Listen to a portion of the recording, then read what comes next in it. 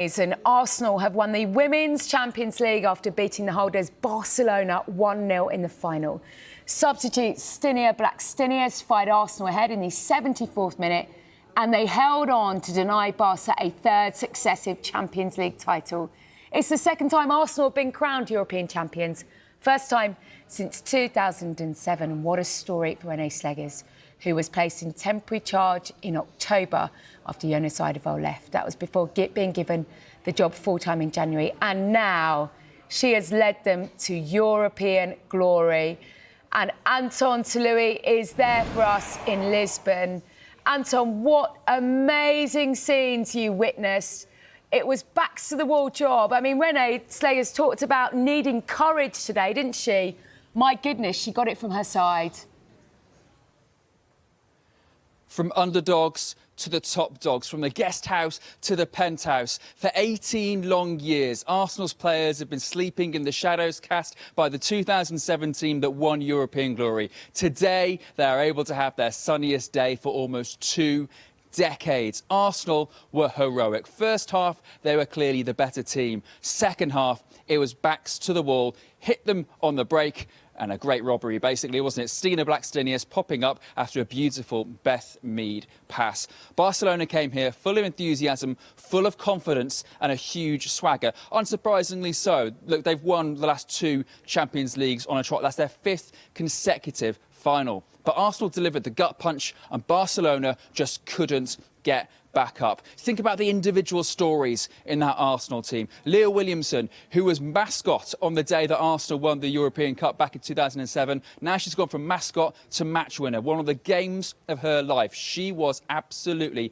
exemplary today. Lotta Wubben-Moy, Arsenal through and through, celebrating on the sideline. You've got players like Chloe Kelly, who obviously started the season as an afterthought at Manchester City. Now she's a European champion. She's won one of the biggest medals of her career. Kim Little, who joined the club the year after Arsenal won the Cup. Now she's going to lift the trophy that she has been desperate to get her hands on. There are so many individual stories. Plus, thousands upon thousands of Arsenal fans came over and made Lisbon their own today. It's going to be red and white long into the night. Oh, Anton, I've just seen Alessia Russo out in Lisbon and she is just in tears.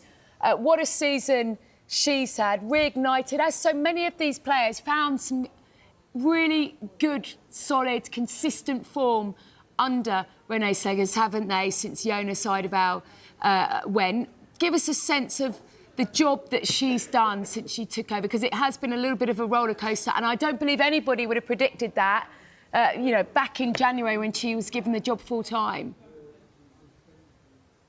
No, Renee Sleggers even admitted it herself. She didn't see herself leading Arsenal out in the biggest game in club football earlier in the season. You've got to remember where Arsenal were back in October. A terrible start to the WSL. Conceded 5-2, lost 5-2 to Arsenal, to Bayern Munich in the group stage of the Champions League. Arsenal were the first team to go from the first round of qualifying all the way through to the final. The word resilience is the word that's been buzzing around the Arsenal camp all week. They have been coming from behind all Champions League. Remember, look, they were 2 goals behind after the first leg in the quarter-final against Real Madrid, somehow managed to turn it around. They were a goal behind against 8-time European champions Lyon in the semi-final, and then put on one of the best performances an English team has ever put on in Europe until tonight, because they've just gone and bettered that against what seemed like the perennial European champions. Renee Sleggers now will be seen as not only a coaching sort of miracle worker, but also the fact that, look, she's done it in a completely different way to how Jonas Eidevall did it.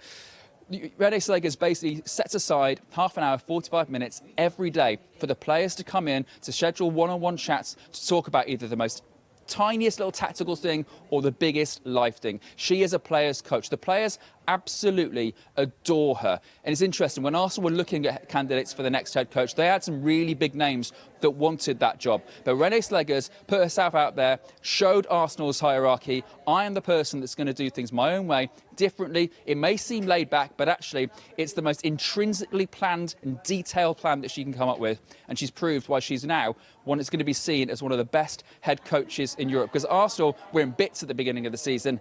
Now look where they are now. Yeah, brilliant. Thank you very much, Anton. I'm sure we'll have plenty more from you from Lisbon, because for the second time in a few days, a team from North London has won a European trophy, and they have done it with a real backs-to-the-wall, courageous performance.